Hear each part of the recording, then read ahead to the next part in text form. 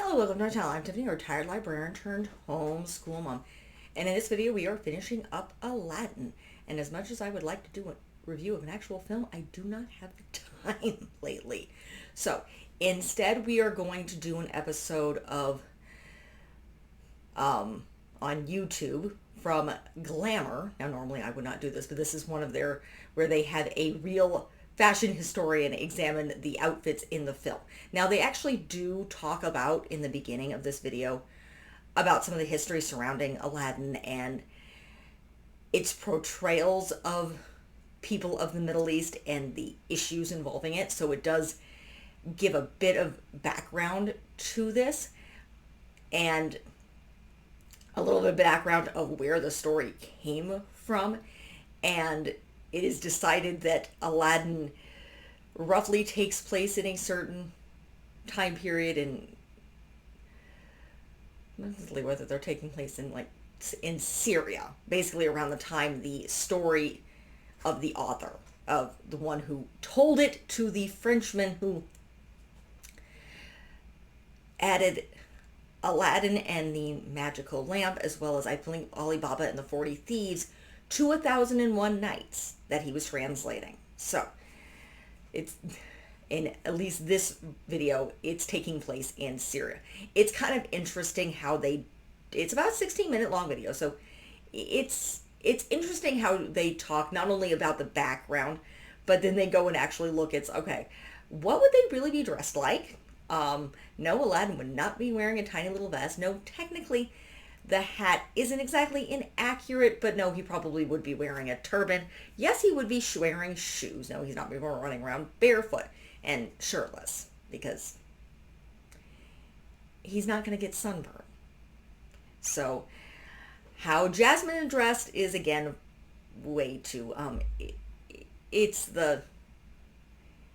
she's dressed like the figment of the imagination of European men in roughly about the Renaissance.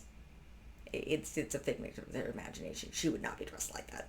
She would be wearing, the pants are not bad, the shoes are not bad, but she would have a dress on over that. And when she went out, like she was shown in the film, she would be covering her hair. At home, she wouldn't necessarily. The outfit they actually have at the end is actually very, very pretty. And yes, she would have been wearing green. So, and Aladdin would be wearing a shirt and shoes and a turban, and her father's clothing, and Jasmine's father's clothing would be far more elaborate than what he was wearing.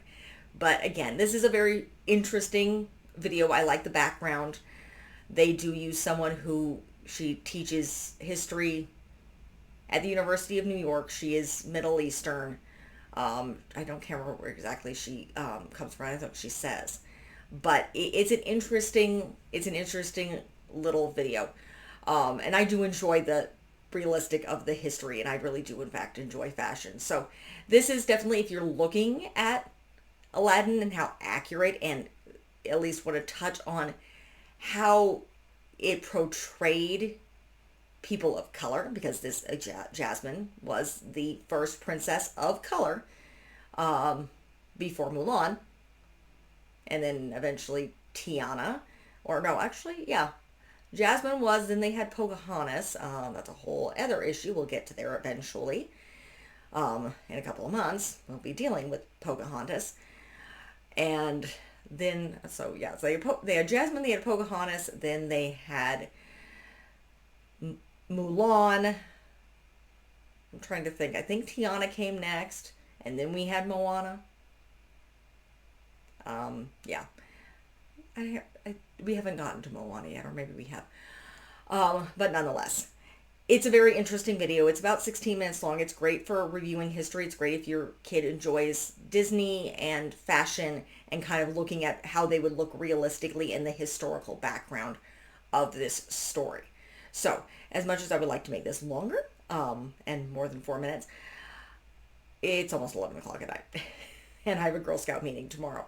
So, if you like what you see, be sure to like and subscribe. I will be hopefully doing a lot more deep depth and get more time to do Snow White and the Seven Dwarfs, where we're going to be definitely doing a lot more deep dives into the European history, because that's what I have more access to.